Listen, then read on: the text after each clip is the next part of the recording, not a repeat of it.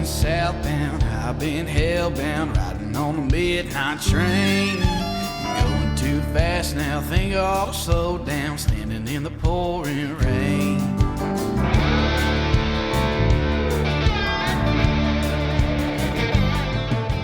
Hey guys, Tristan and Tony back with another episode of the One Hell of a Life Outdoor Podcast. And tonight we have on Brad Heidel, and Brad is the Senior Director of, let's see if I can get this right, Corporate Affairs for Delta Waterfowl, which of course anybody listening to this has heard of.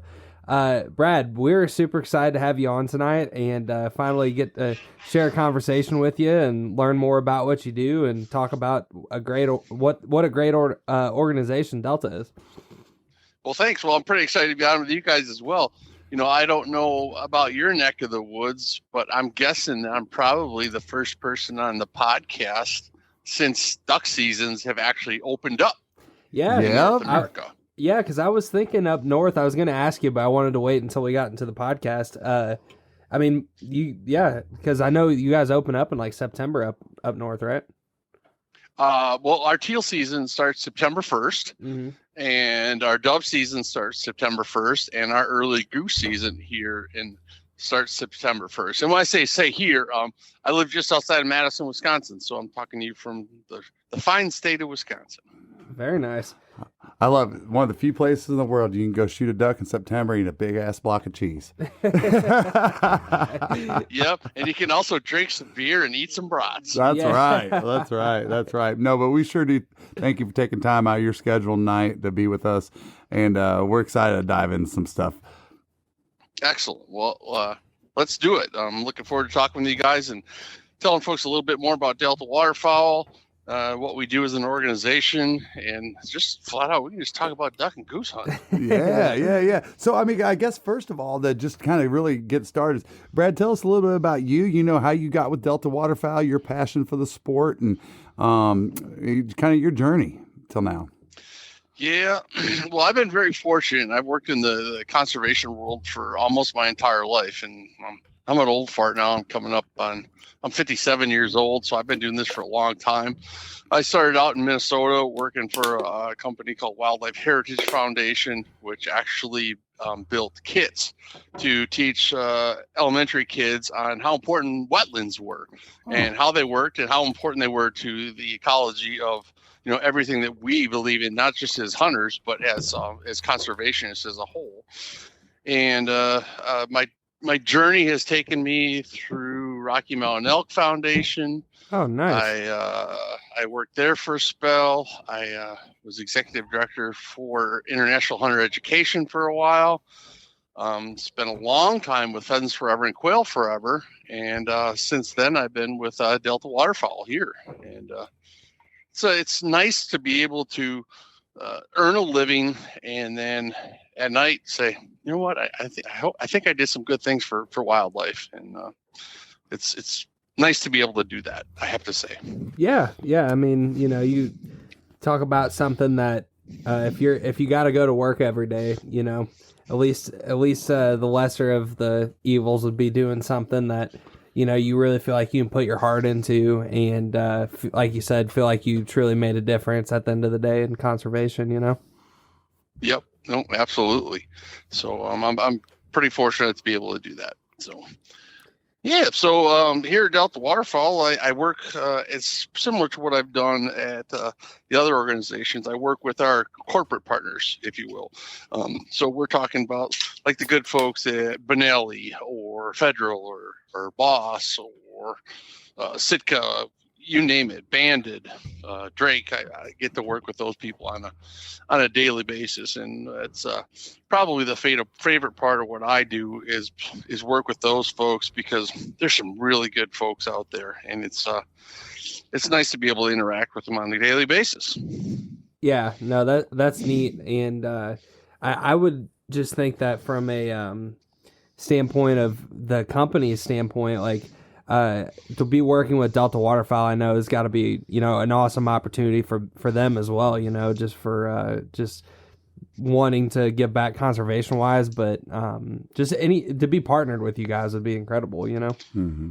Yeah, it's a double benefit for them actually, because not only do they get to get their product out there and be able to advertise as some of the most avid waterfowlers in North America, but they're also get to know that they're contributing to some great work on the ground and putting ducks in the air, ducks over decoys. That's right. Yeah, that's the slogan, huh? The Duck Hunters Organization. That's right. That's right.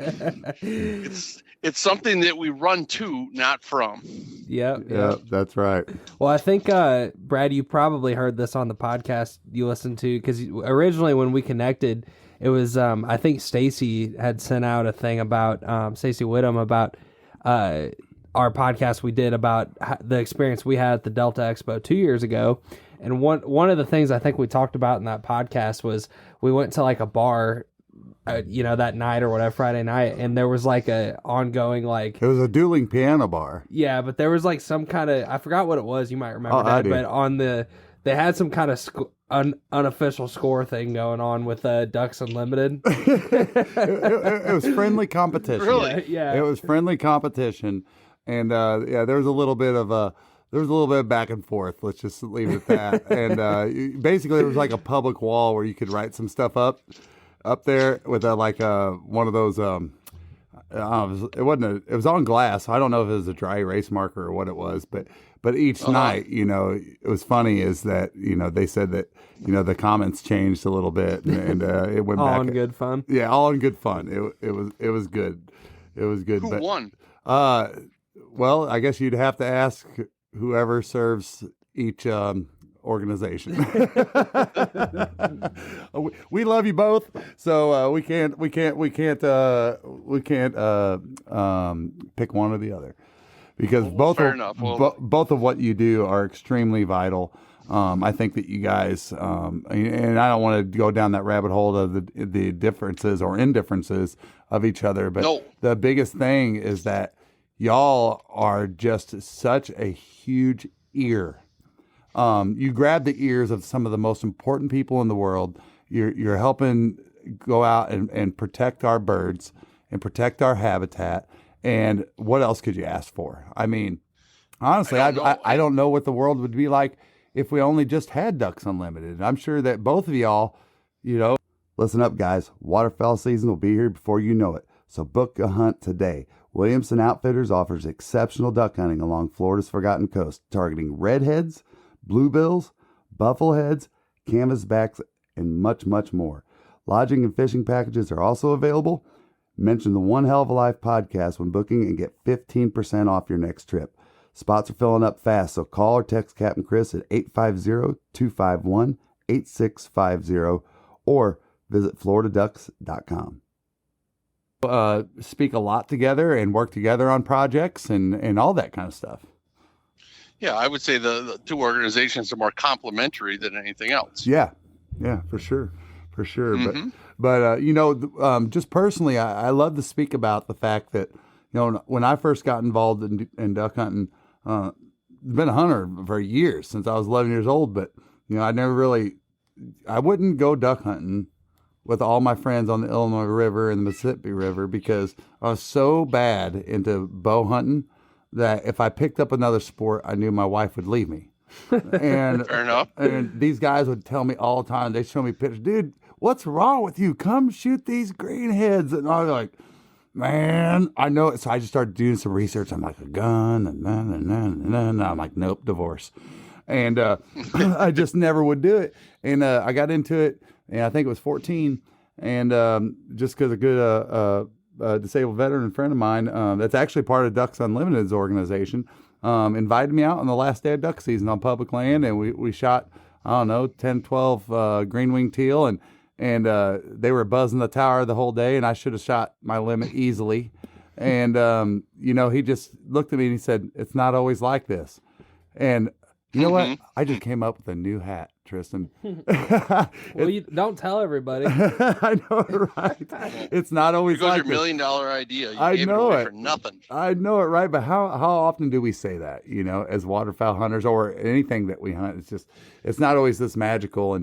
And honestly, I was super happy that I had a deer hunting background because it gave me patience before waterfowl. So for me, it was kind of a good process. But no, where I'm going with all this is I remember for years seeing signs when I'd be out deer hunting and stuff like that on the rivers and stuff like that and seeing Delta waterfowl. And I saw that and I always just like, okay, I guess they're, do stuff for the ducks and all that stuff. And then I got into it down in Florida and I'm like, where's Delta waterfowl at? And it wasn't, as soon as I said that y'all had just been making such y'all are growing so tremendously right now. And, in the Atlantic Flyway has been just to me, from what I've seen, just from a social network standpoint. It's in the Southeast. Yeah, in the Southeast has been huge. You guys have had to have made some great strides when it comes to boots on the ground and awareness, even down in the Southeast and Atlantic Flyway. Yep, absolutely. And the unfortunate thing is sometimes I like to say is we're the best kept secret out there for waterfowl hunters. And that's, as you can see, just from what you're talking about, is changing quite rapidly. Yeah. The guys who really are duck hunters understand who we are and what we do and why we do it. These are guys that are not hunting 2 weekends out of the year and going to a banquet. These are guys who are hunting. Our average member hunts 42 days a year. Wow. 42 days a year. These are guys who are hardcore duck hunters, and they're starting to bring their friends. Yeah, it's kind of neat. Yeah, that's cool that you guys just thought to even seek out that information, but again, the Duck Hunters organization. Yeah. I guess it goes along with, and I don't mean to bring spiritual into it, but we are in the Bible Belt down here, and the fact of the matter is that it's really easy if you talk to another Christian and you say, man, you're fired and you're aware of the church, you're fired up the church because you go to church all the time and you're in that groove, and it's really easy for you to understand why you give, right?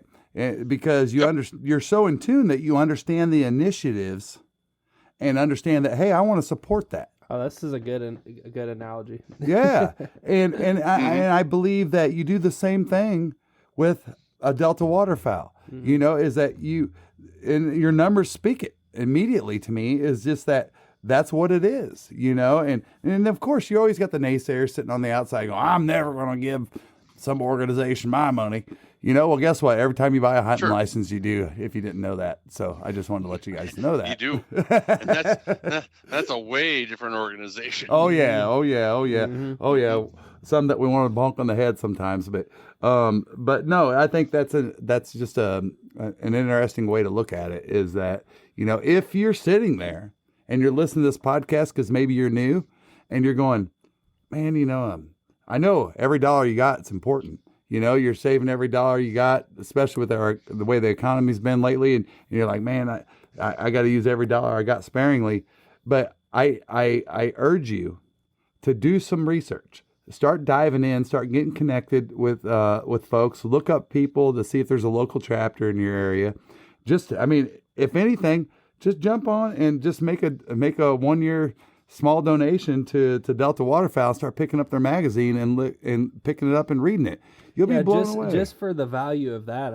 What's it, $35 a year? Or yeah, something? And you get a cool hat like I got on right now. Yeah, and, literally just this article. I'm looking at this, these last two issues sitting on our table right now, and the duck saddling one, and then saddle, and then the most recent one. It's like they're chock full of all kinds of interesting stuff. We talked about Pattern Pros. We had them on the podcast recently. Okay, Brian and the crew. Yep. Yeah. And you guys got an article in that this no saddle one, just strictly about them and what a great product they are. And it's like that's just one example of like what you're getting in these magazines. So yeah. No, it's kind of like crack for duck hunters. Yes. Yeah. And that's the thing, to your point, Brad, like like if you're only going out a couple times a year, like, and not really ate up with it, then maybe it's not you know, you're not ate up with it like that, I guess. But Well, you know what? And it kind of leads us into one of the main topics we wanted to talk about tonight. And if you really want to get addicted, then you got to show up to a Delta Waterfowl Expo. I mean, I'm saying that, and Tristan and I are both sitting here going, shucks, gosh dang it. I mean, you know, personally for us, we had commitments with our new jobs that we just couldn't make that happen this year. But we were able to go last year, and blew my mind. I mean, it blew my mind. I was just, I've been to hunting shows all my life, a lot of deer hunting shows and stuff, and I'd never seen something that everybody that you're talking to in there, I mean, everybody is raving about. This is the greatest thing since sliced bread. I mean, and kudos to y'all for doing that, man. And Brad, talk about that, the initiatives, and of course, let's talk about, since we weren't there, the show this year. Yeah, well, you know, the Duck Hunters Expo is something I'm extremely proud about. I started that event 3 years ago with the blessings of Dr. Scott Petrie, who's our CEO, and our board of directors, and they put all their faith in me and said, Brad, go put an expo on for us.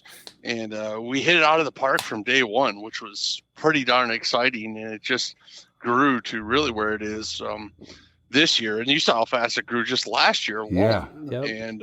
And it's pretty darn cool. You know, everybody who is anybody is there as far as manufacturers are concerned. Yep. And then some of the really neat things is you got a lot of the smaller companies who are just getting started with some really, really cool things who are there as well. Yep. So you get the best of both worlds. You get the, you know, the stuff that you know is tried and true from some of these bigger companies, and then you get these guys who are coming in with new stuff. You know, you sit there and you think to yourself, what new can be brought to the duck hunting world? Everything's been made already. Yeah. Nope. I agree. It's constantly changing. Yeah.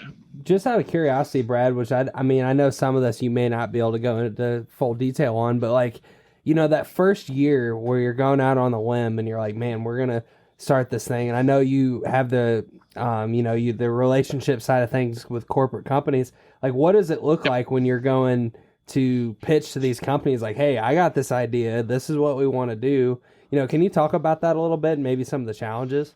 Yeah, and about the nights that you were sleepless leading up to that.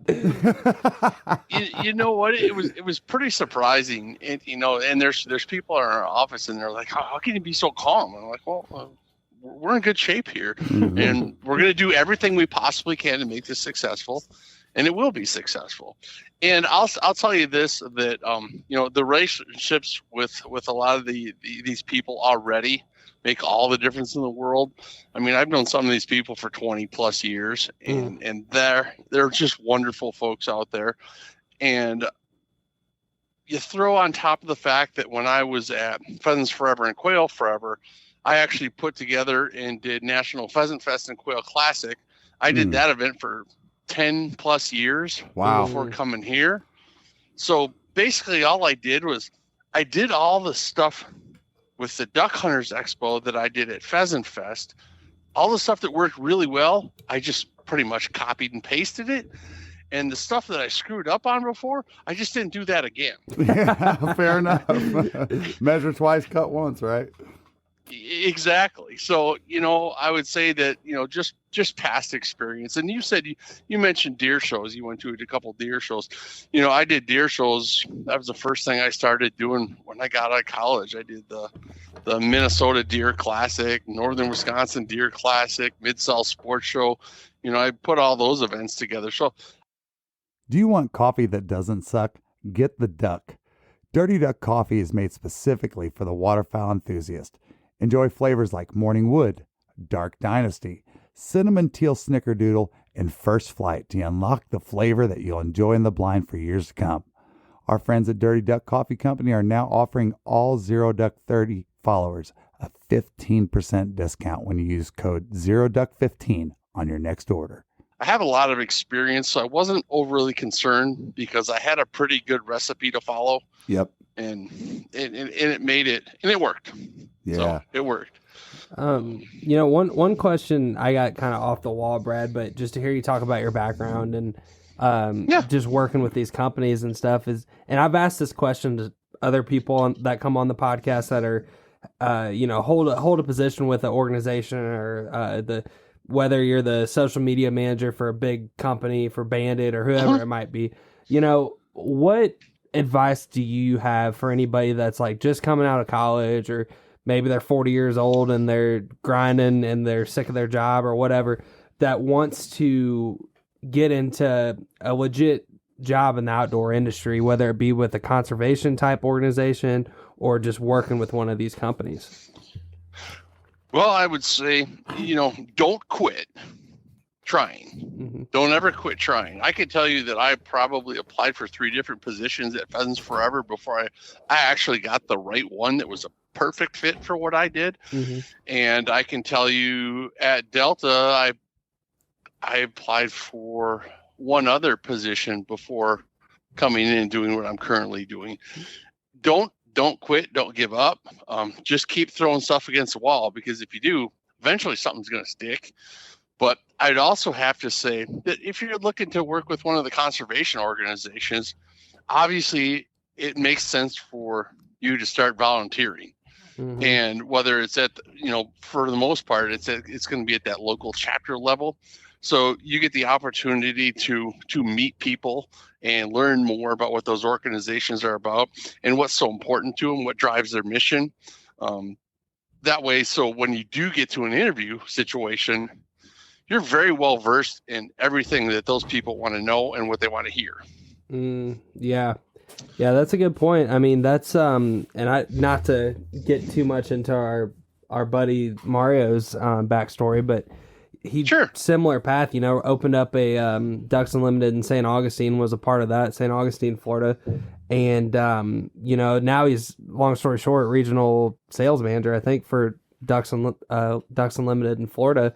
And to your point, that's kind of exactly the path he did, mixed with like the business background. Just started volunteering and working with the chapter, but that's good advice. I think that's good advice. Yeah, and when you start talking about let's just talk about things like the firearms and outdoor industry. Mm-hmm. Be careful what you wish for there as well, mm-hmm. because this is the time of the year when those guys are actually having to put in a lot of time and a lot of work. Right. Like work.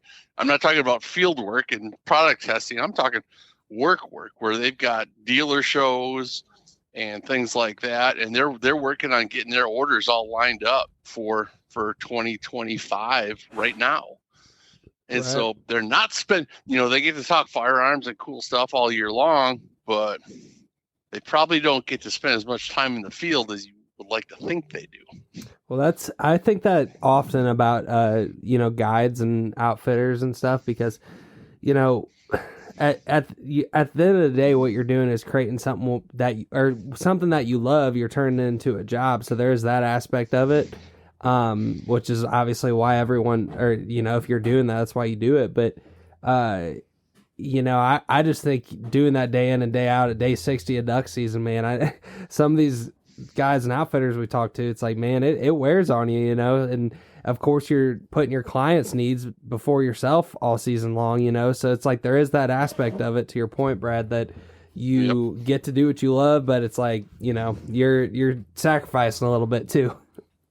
You do. And, when you talk about guys and outfitters, those are some of the hardest working guys out there. Mm-hmm. And for not a ton of money, mm-hmm. but they're making a good living, but still they're the last person to bed and the first person up. Right. Well, less for the guy, less those guys who stay up and drink Busch Light all night long and whiskey. Yeah. They're probably hitting the rack a little bit sooner than that, but you know what I'm saying. Yeah. They're not going to bed until the dishes are done and plans are ready for the next day. No, 100%. And another kind of field of things is like the whole biologist standpoint.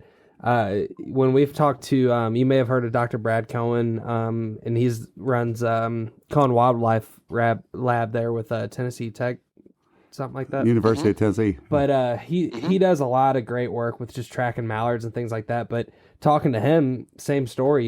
He doesn't spend as many days out there as you would think as a biologist. He spends a lot of days crunching data. Well, and let's even extend that to the state officials. All right, and a lot of them, it's I guess it was enlightening to me to spend so much time that we've had to be fortunate enough to dive into some of these folks and understand their roles and what they do and that kind of thing. Because again, like going back to the analogy I made earlier, if you don't go to church, you're like, man, I'm not giving them any of my money, But guess what? It's the same thing with the state officials, right? They're like, who's up there making those decisions and blah, blah, blah and everything. And the fact of the matter is that these folks have made a lifetime commitment to the sport. They love it that much. And in most cases, more times than not, you have somebody that's passionately trying to do their best for the overall objective of the sport, whether it be, with y'all, whether it be with a state organization or independent, or it doesn't matter. It's that everybody is out towards the same goal, and it's so addictive. It's like crack. It really is. Yep. You kind of just tossed me a softball and didn't even know it, and it's something that I'll talk about if you don't mind. And yeah. That's our university hunt program. Yep. It's one of our favorite programs. Is that the R3? Is that the R3 program? It's part of our R3, or we call it Hunter 3 program. Mm-hmm. It's part of that, but our university hunt program is this. So like I already told you, I'm an old guy. Mm-hmm. So you're not that much older than me, so if it makes you feel any better. A little bit. So it's going to kind of contradict a little bit of what you just said about, let's just call it some of our, and I don't want to call it, state and federal biologists and things like that, because that's where most wildlife biologists go to, right? Yep. It's either going to be a state or a federal agency. Yep. Well, when I was growing up, everybody who went into wildlife hunted and fished. Every single one of them did. Right. Whether they were a fish tech, a wildlife biologist, a conservation officer, everybody hunted and fished. You know what that number is today? What? What do you think? I would put it at like maybe 60, 70%. 30%. Really? What? 30% of those people going into wildlife now are hunters and fishermen. That's so interesting. So tell me about it. That blows my mind. No.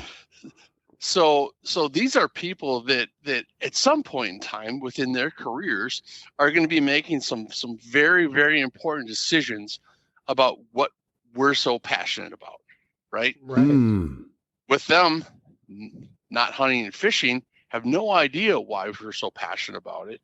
And on top of that, most of them probably have no idea exactly where their paycheck is coming from, which is hunters and fishermen. Right. Yeah. Right? So our university hunt program, which is something I love, is we started this, I'm just roughly 5 years ago, give or take. And we started out at 9 universities. We went to 9 wildlife universities, and we got professors involved who hunted and cared about what they were about, not what they were about hunting and fishing. Mm-hmm. And we got them to help us out starting these programs, 9 universities. And what we do is we get these young adults who are in wildlife programs who have never hunted and fished before. We take them through hunter safety. We take them to the range. We take them out on their first hunt. We show them how to clean their game, and then we show them how to cook it. So we take them through the whole entire process. So cool. With the hopes that someday they may begin, they may just love it and continue to hunt and fish. Or even if they don't, they at least have a better understanding of why we're so passionate about what we do. And so they'll think a little bit more, hopefully, about hunters and fishermen when they are making those critical decisions. Yeah. So 5 years ago, we started that program, and it's really expensive. I mean, we outfit them with clothes, we set them up with shells, we supply the shotguns, everything for them. In this year, we'll probably do 125 universities. Oh, wow. In 5 years. Holy cow. And man, that's such a big deal. So you know, I'm just such a numbers did you guys see the potential opportunity for that? And if so, and if not, I mean, what's been the driving factor? Absolutely we did. We not only saw the opportunity. Well, the driving factor is we've got so many of these people because we work with these students, right? Yeah. We work with them up at the Delta Marsh, on a constant basis. And so we saw what was happening, and we saw the decline of people actually hunting and fishing, being involved in wildlife. We said, this is not good. Yeah. And so we immediately said, how can we do something different? How can we fix this? And so these aren't university chapters where they're doing fundraisers and things like that. These are actual university students who have never hunted and fished, going through a program that'll teach them soup to nuts what hunting and fishing, or at least what duck hunting and waterfowl hunting is all about. Well, the thing that comes to mind hearing this is like, you know, I don't think the average person, or maybe they would, realizes how big of a deal this is to have, because I know how expensive, I mean, we all know how expensive hunting is, and we've said on this podcast several times, like, one of the greatest barriers to the greatest barriers, in my opinion, to hunting are the cost of it, even if you're on a shoestring budget, and information. I mean, granted, all the information's out there, but there's just certain things you can't learn unless somebody has showed you, or it's hand me down you can't knowledge. Watch a YouTube video. Mm-hmm. Right, you know, the way ducks react to this, or the way deer react to this, or you know what I mean? Yep. So I think what you guys are doing is an incredible just opportunity to awareness. Yeah, just, I mean, that's huge, honestly, because if you guys weren't, I mean, the fact of the matter is, it's like, maybe, yeah, some of those kids may have when they, you know, reach a certain financial status or whatever and can afford it, but like, man, what a great, you know, opportunity you guys kind of stepped in on there. Yeah, at least they've had the experience. Yeah. You know, I could tell you a cool story. So just a few years ago, we took out 6 gals from University of Colorado. Mm-hmm. And it was all females, and that's something we're also seeing as a big part of this program is, the vast majority, not the vast majority, but a majority of the people are females as well that are taking part. That's awesome. But we took these 6 gals out, and they had a cosmic goose hunt. I mean, stuff that we dream about, right? And it's like, that was a once in a lifetime opportunity. And they had a wonderful time. They all got geese. They all cleaned them. They all ate them. And one of the cool stories of the part of that whole story is 2 of those gals were vegans. Wow. Yep. Wow. And they continue. To this day they continue to hunt. And it's something that I fully don't understand, but I don't have to. Is it wasn't that they were opposed to eating meat.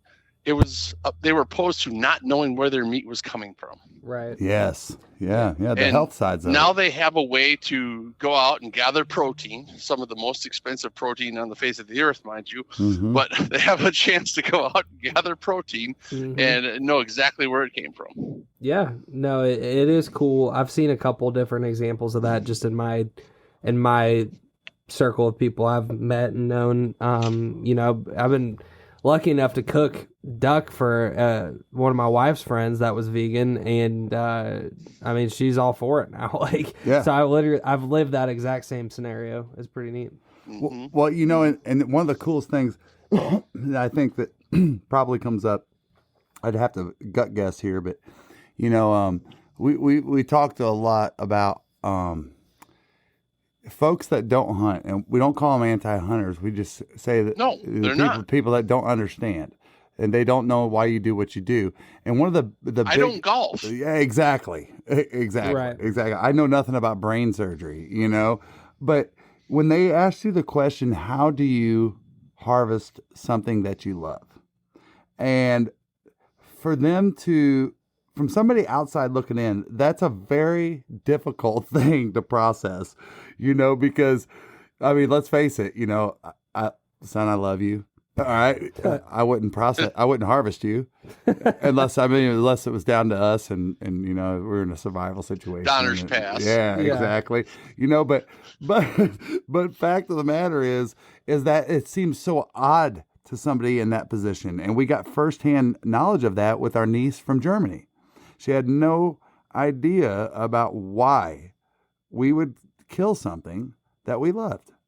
And that didn't make any sense to her. But once she's been around now for a couple summers and she's eaten, waterfowl meat, she's eaten some deer meat and stuff like that, and seen the passion of the things that we do, she's like, now I understand. Now I understand why you love it so much. And it goes all the way back to the days of the market days, right?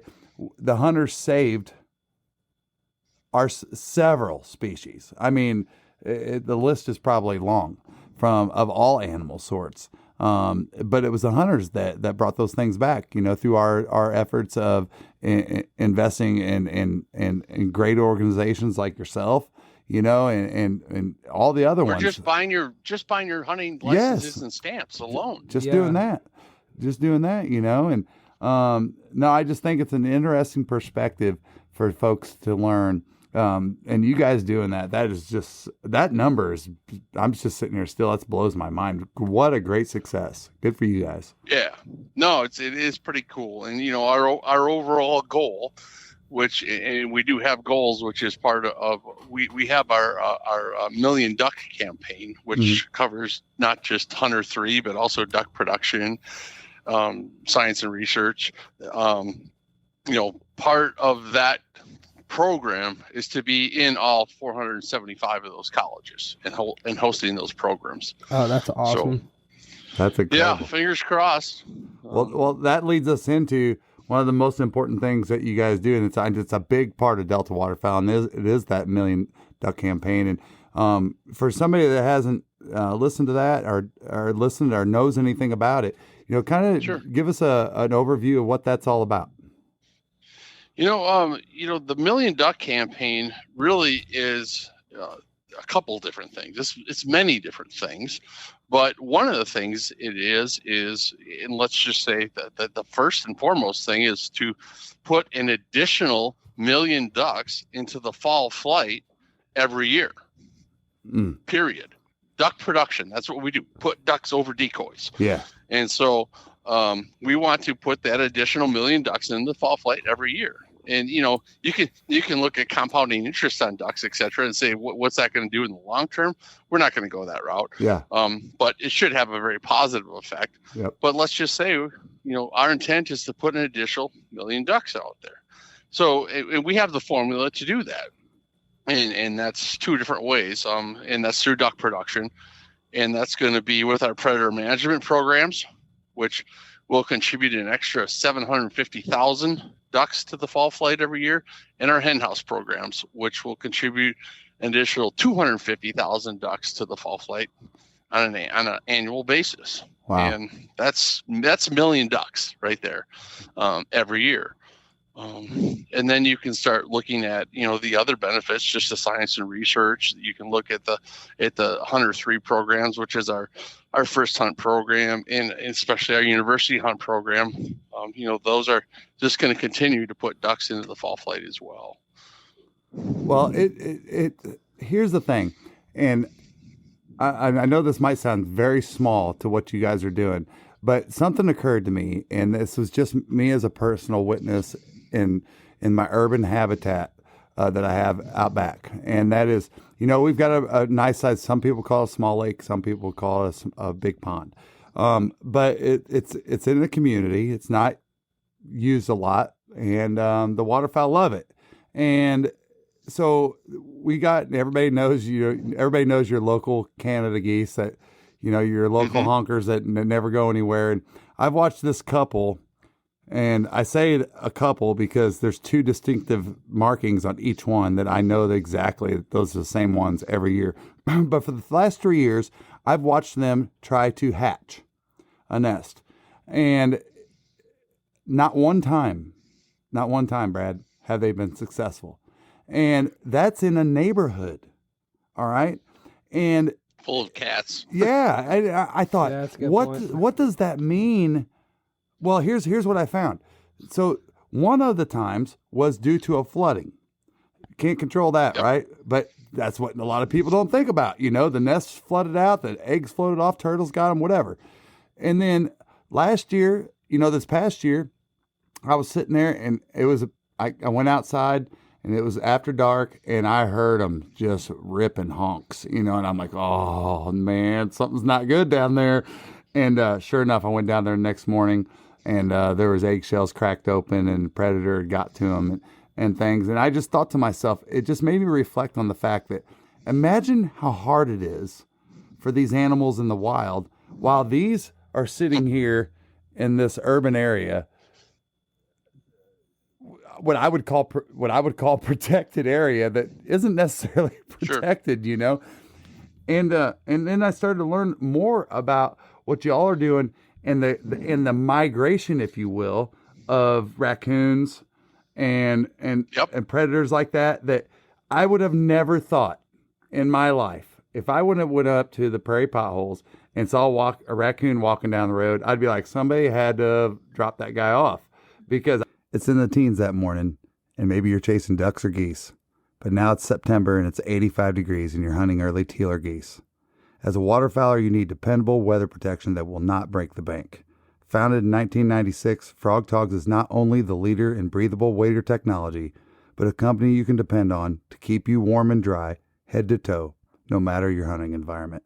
Stay bone dry by using discount code ZD315 for 15% off not only your first purchase, like most discount codes, but how about every single purchase you make from now until December 31st, 2024? Whole entire life seen a raccoon associated with the woods or creeks, But can you talk a little bit about that? About the mesopredators. Yeah, those mesopredators. Well, it wasn't until just a few short years ago that raccoons actually were in the prairie pothole region. Wow.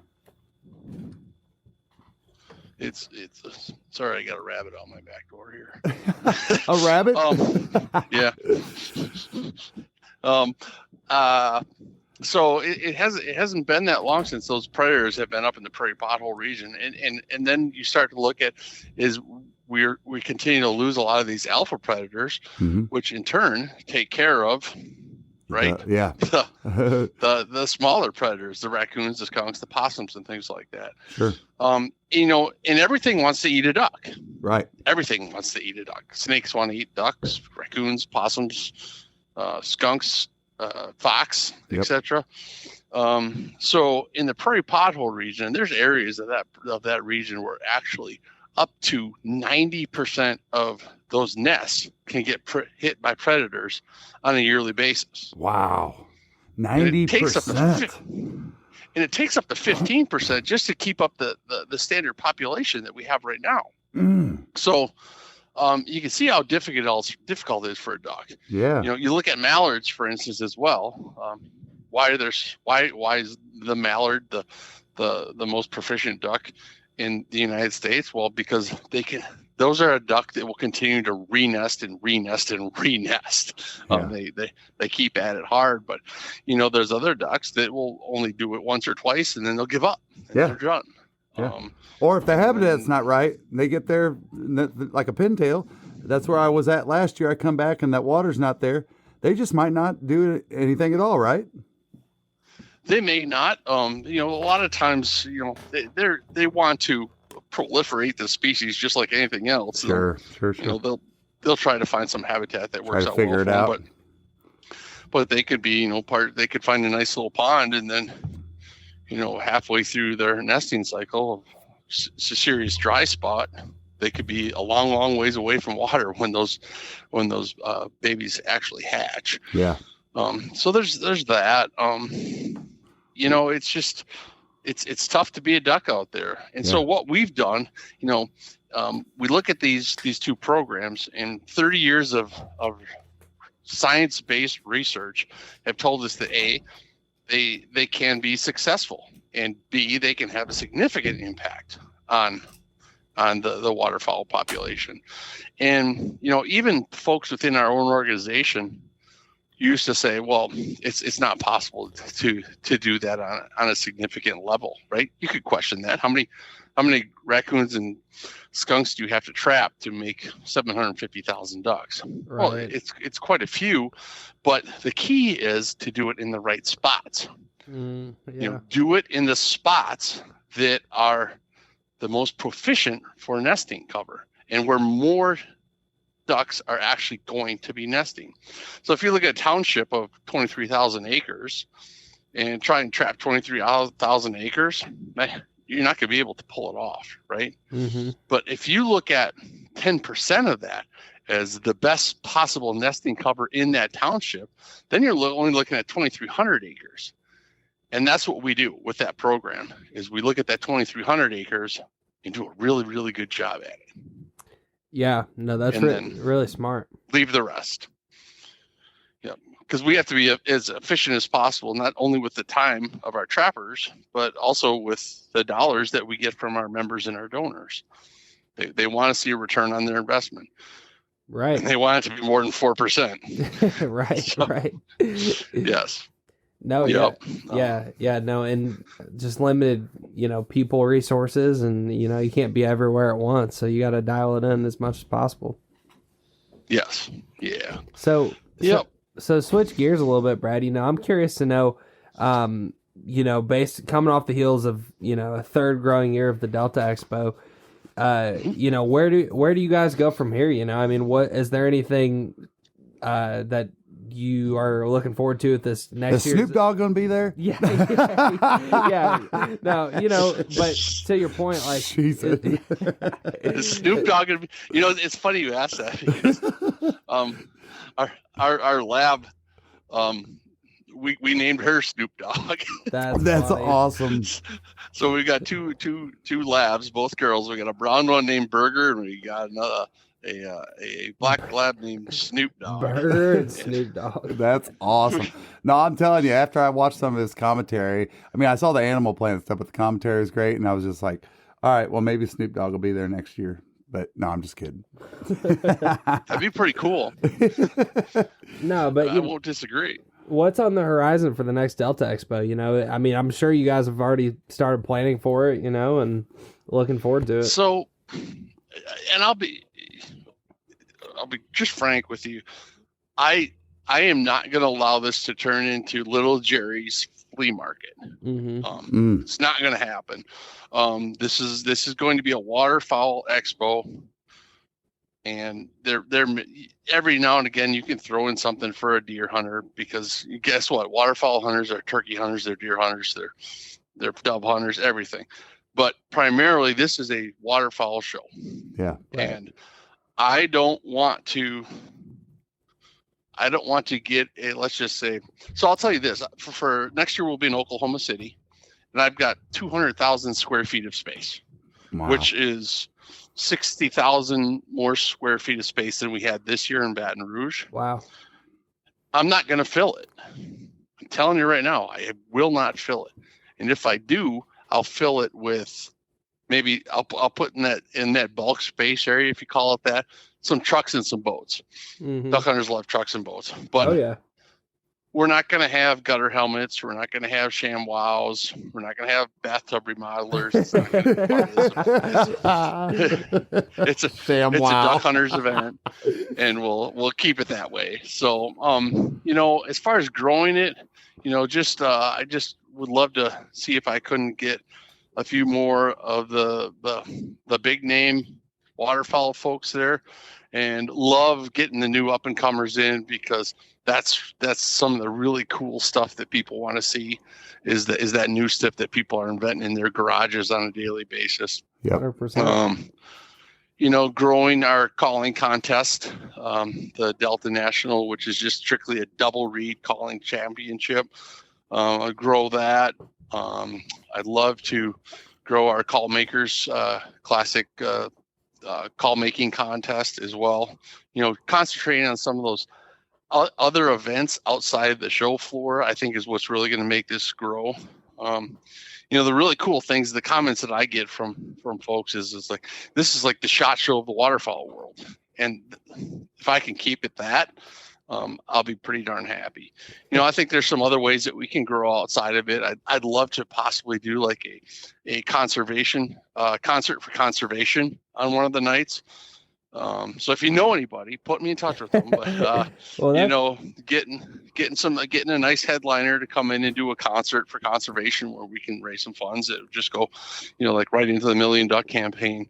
I think that would be a pretty neat thing to be able to pull off as well. Yeah, I don't think that's out of the realm of possibility for you guys for sure. With duck hunters. Hashtag Riley. Yeah, no kidding, Riley. Yeah, Riley agreed. Yeah. He just opened up the duck blind in Nashville. That's his bar. Yep.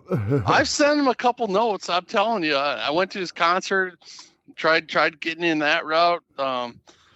Sent him a few notes, but I've got nothing yet. So if you got any hot insights there, I'd love to talk to Riley. The duck man needs to be part of the duck hunters. That's what I'm saying, man. That's right. Let's call him out. Yeah. Our little world here that we sit on. Yeah. Mr. Riley, Duck Man, you better be at the Delta Waterfowl Convention next year. You better be there. No, the Field and Stream, they kind of just had that revitalization with Eric Church and Morgan Wallen buying Field and Stream, or just becoming like big players in it or whatever. But they're doing a Field and Stream music festival. Oh, really? So, I mean, if they're doing that, there's no reason that Delta can't have it happen at some point. That's right. That's right.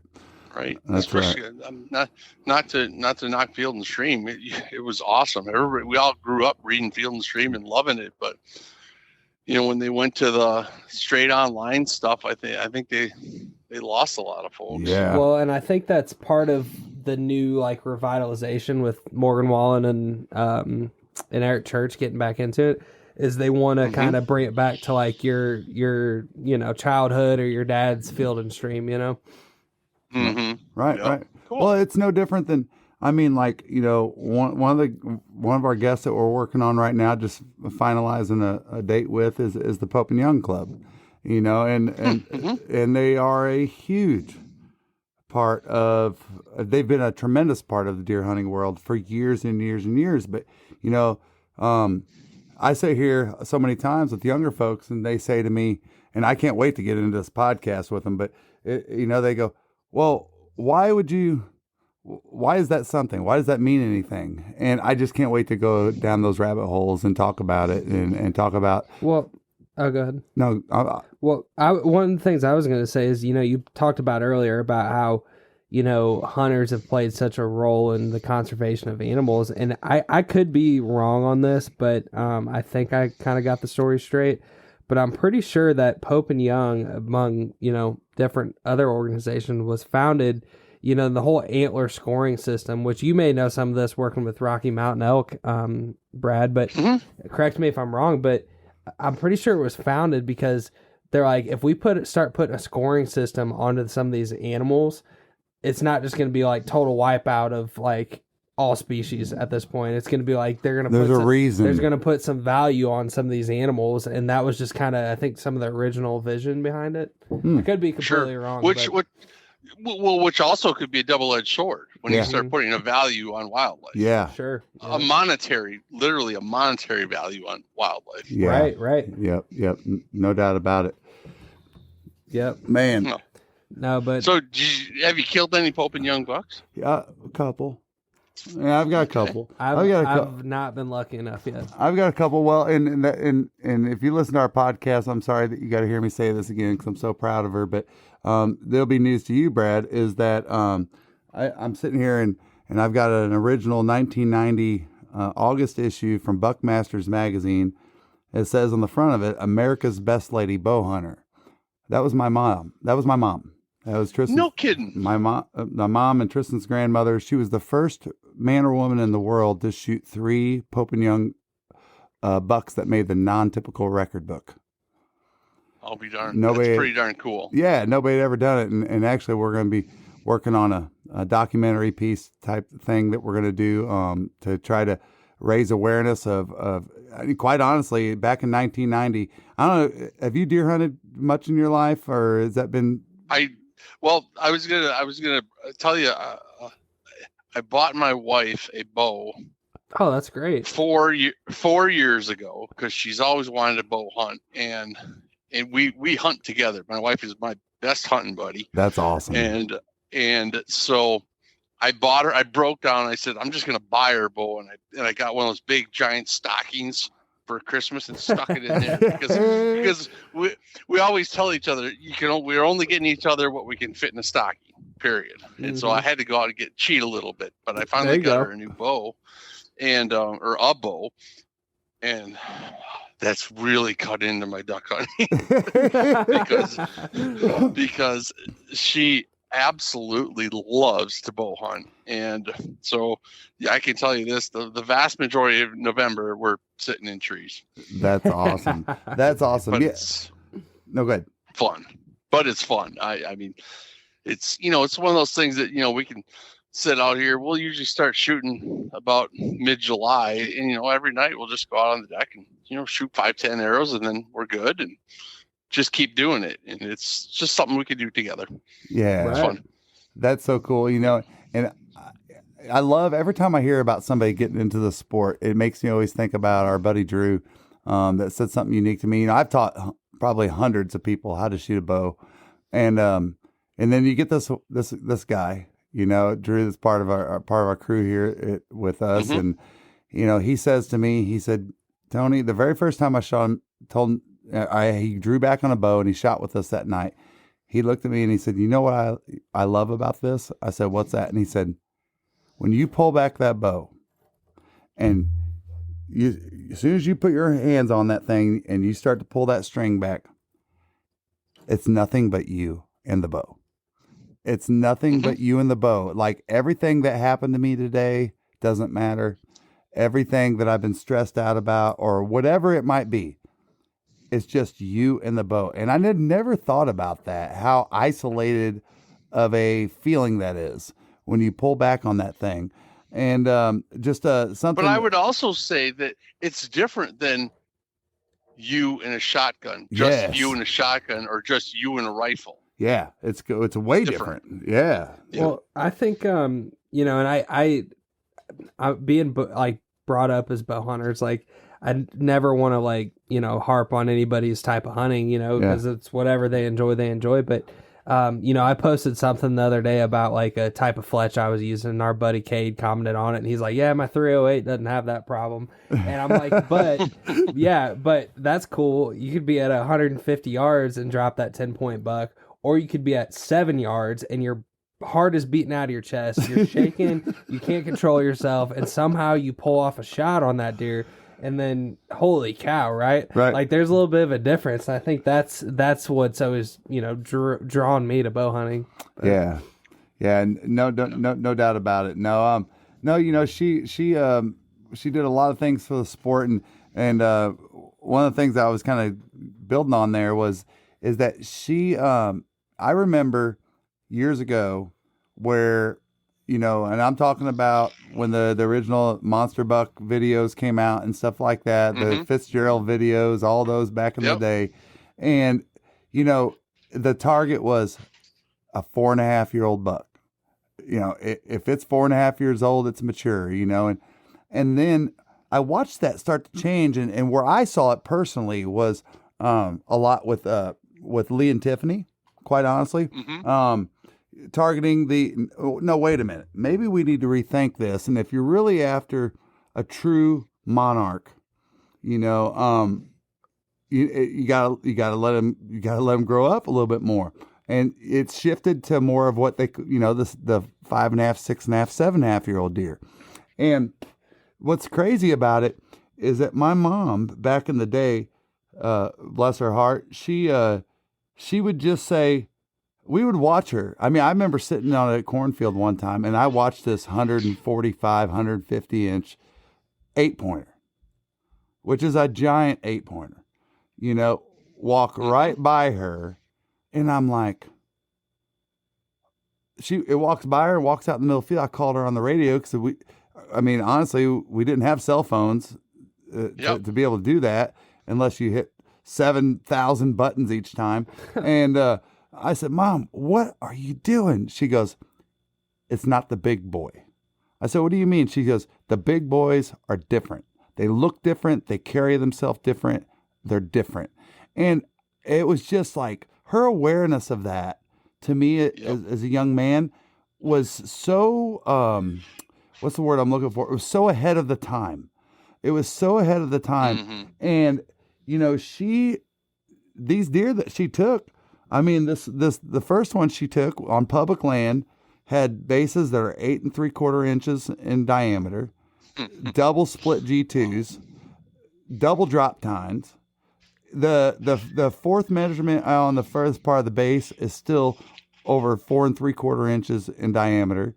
This thing, 269 pounds field dress, was a monster, right? I mean, and to this day, for me personally, like this guy that's behind my wall right here, if you measured him up against everything else that's out there, guess what? He's going to be way down there. He's going to be way down there. But what I knew was that this dude was a 7.5-year-old deer.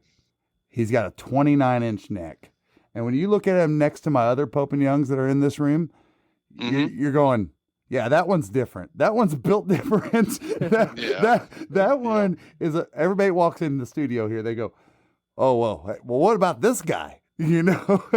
Yep. But the other thing I'll say about that is that we were fortunate enough at the time in her prime. We had a block of land in Illinois that was the single largest contiguous privately owned spot of land in northwestern Illinois, which everybody knows. Yeah, that helps out significantly. Yes. Well, and a lot of people just didn't know how to manage land or anything back then. And this came through a friendship. My mom came here from Germany when she was 18 years old. I'm sorry. This was a German family that had never allowed hunting outside of one person. It was 4 square miles in the Golden Triangle of Illinois. And, we had these wildlife biologists that approached the owner and said, hey, we want to do I can't remember if it was a 5-year or a 6-year study. And the only thing they wanted to study was bucks that were 4.5 years of age and older. That's it. But they said that study starts at marking button bucks, getting collars on them, doing all that thing so they can study the whole lifespan of that deer. And here's the craziest thing. When they got done, I won't ever forget, we were sitting in the farmhouse and they showed back up and they said, Jerry, Angel, you guys want to hear what the nutshell of our results were? And he said, yeah, I've only been waiting 6 years to find this out. He said 78.7% of bucks that are 4.5 years of age and older are never seen by humans. Now, This is before the big trail cam growth. Sure. Of course. Well, you can't count that because you're not seeing them. The camera is. Yeah. But 78.7% are never seen by humans. That's how smart and diligent these animals are. So, and people make fun of me about this, but I go back to tying in to the guy that wrote Bambi, how intelligent this guy was, that if you watched it, where did all the animals turn when a twig snapped in the woods?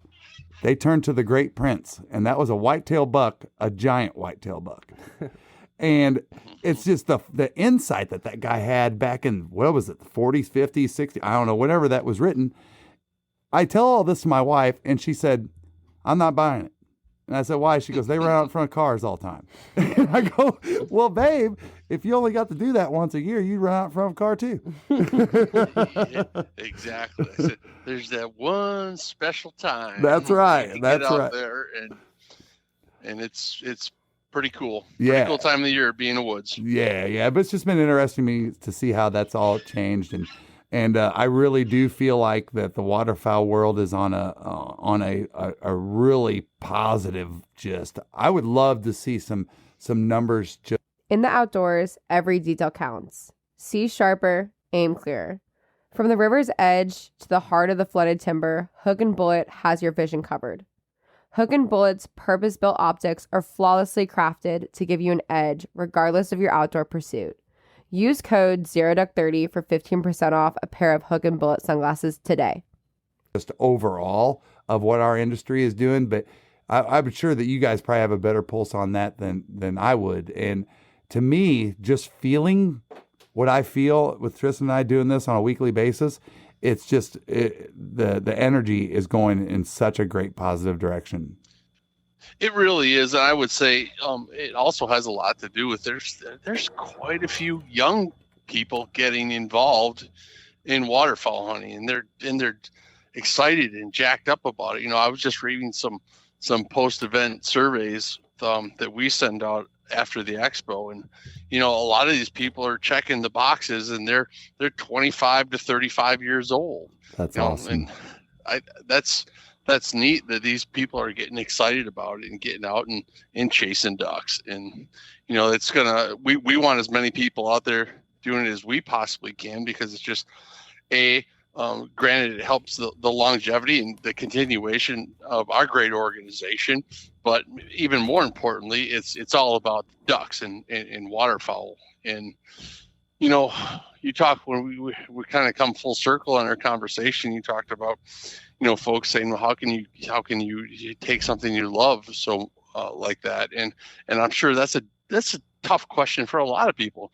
And I'll be honest with you, don't ask me that question right now, please. But I can also tell you that I know I'm throwing a lot of numbers at you, but you know, hunters have little to no effect on the waterfowl population as a whole. We take as duck hunters, we take 4% of the population on a yearly basis. 4%. Holy cow. That's crazy. Right? I would have thought, that's nothing, you know. And, but can you imagine how much we're giving back? Right. To it. Right. That's the important thing. That's why we need hunters. It's not what they're taking, it's what they're giving back. Oh, 100%. And that's what we want to continue to do as an organization, and our members and our donors and you know, the corporations that we work with so closely. All those people want to continue to put more ducks over decoys for duck hunters, so we can shoot them. Not all. That's right. Well, and sorry, son, did you have something? No, you're good. No, I was just going to say, you know, and part of that one thing that I don't think we've kind of gotten into is the foresight of the utilization of technology. All right. You know, it was driving me crazy a while back that I was like, man, when is somebody going to hit the mainstream with, you know, I'm not saying that the way that we've produced duck production numbers isn't right. I don't know. I'm not that skilled in all that. But what I do know is that folks like yourself, you guys have this new duck saddle that goes on the duck bill of a duck. I have never seen this before you guys doing this. Can you talk a little bit about that and the motivations behind that? And really, since we talked about it back in, I think, March or what it was, what you're seeing from that?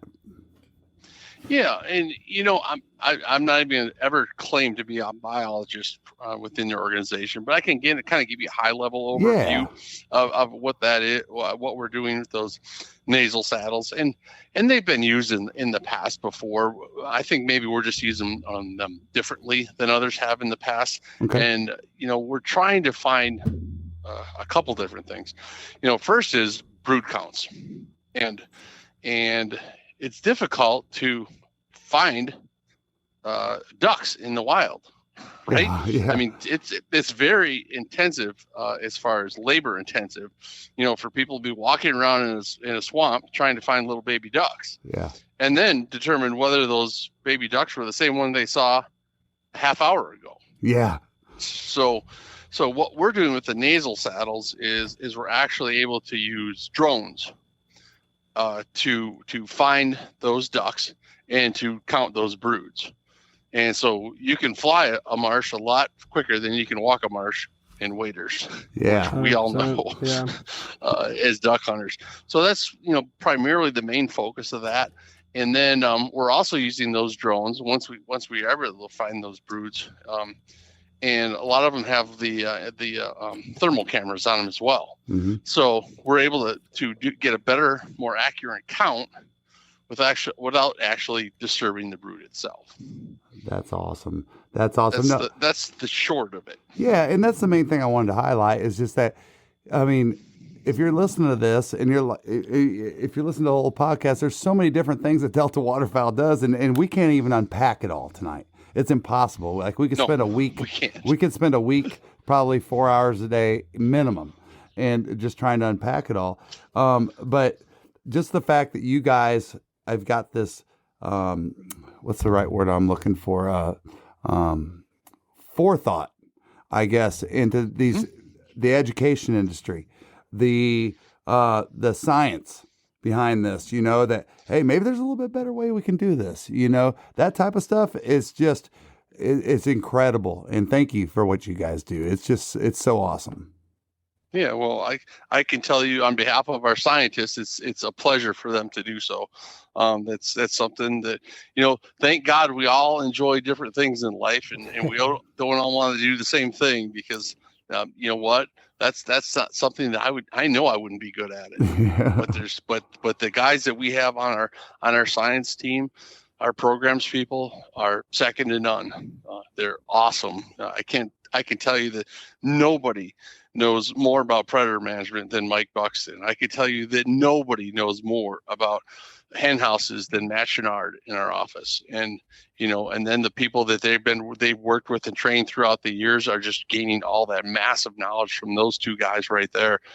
They're tops in this world as far as those two programs are concerned. And they work with us on a daily basis to put more ducks over decoys. Well, and I think that one missing piece of that a lot of people don't realize is that, is so not, what is the number? 90-something% of duck habitat is private land. And yes, it's so amazing that the folks that are out there, big shout out to y'all that are working with the landowners to get permission to go and do these things is incredible in itself. It's not like you just go, hey, there's the WMA up there in Canada. We're just going to go up there and start, tagging wood ducks. No, it's not that easy. There's a little barrier to entry, I think. Yeah, but I can tell you though that at times we talked about a possible symbiotic relationship, if you will, but we have been able to work with some DU on some of their properties in DU Canada. Awesome. So it's like I said, the two organizations I always wish would be a little bit more complementary, but I think over time that can happen. Yep. Mm-hmm. So yeah, two good organizations doing great things. Yep. No, that's awesome stuff and priceless about the knowledge handed down between those two gentlemen you just mentioned. Brad, before we want to be respectful of your time before we get off here tonight.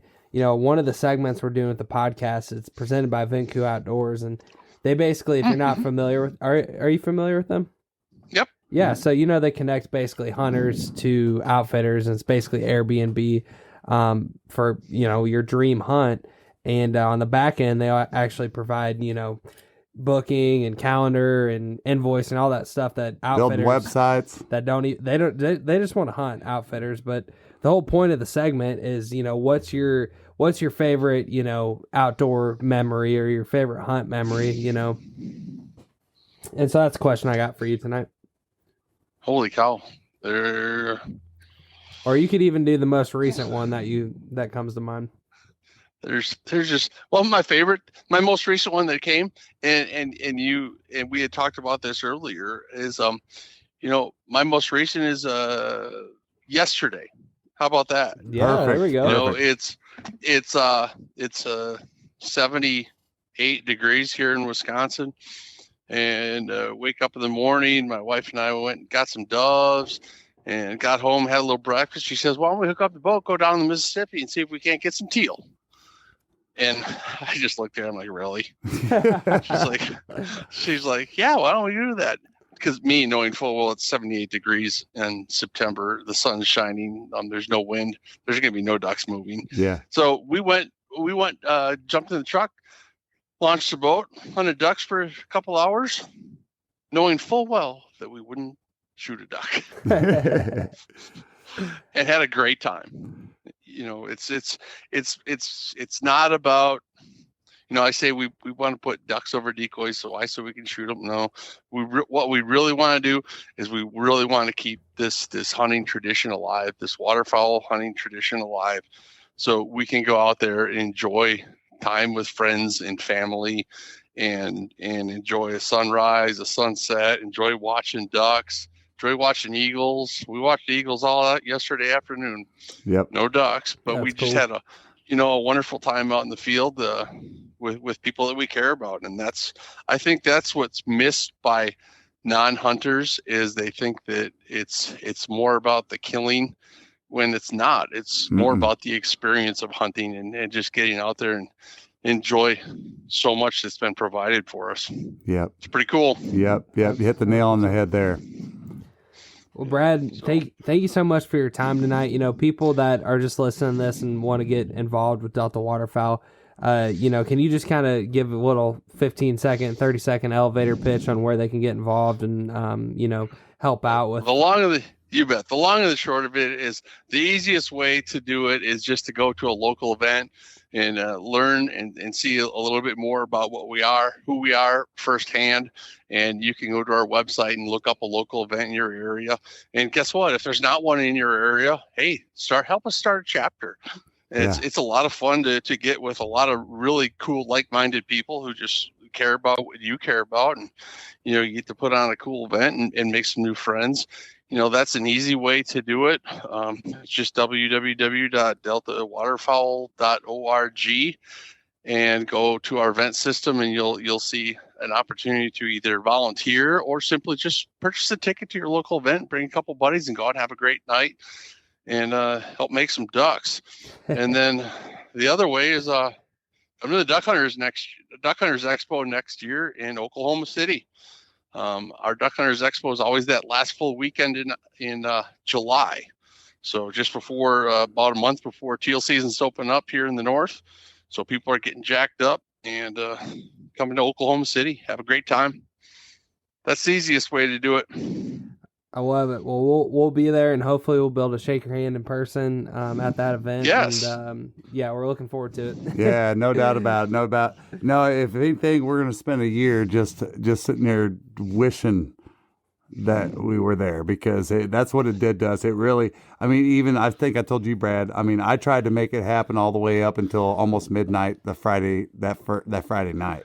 What flight I'm going to take, what points I'm going to use off the Southwest card, and all this other stuff, and I just couldn't make it happen. But we're super excited about what you guys are doing. Thank you so much for number one, you birthing that whole idea and bringing it to fruition, and letting all of us enjoy that time together and the mutual companionship of the sport. It's an incredible time. Absolutely. Well, you guys and all the listeners out there, I hope you have a wonderful fall season. I think we're going to have a great fall flight, so we should see a lot of ducks. So have a ball out there. All righty. You too. Thank you, Brad. 10-4. Thanks, Brad. All right. Thanks, guys. All right, good night. Good night. I've been southbound, I've been hellbound, riding on a midnight train. Going too fast now, think I'll slow down, standing in the pouring rain.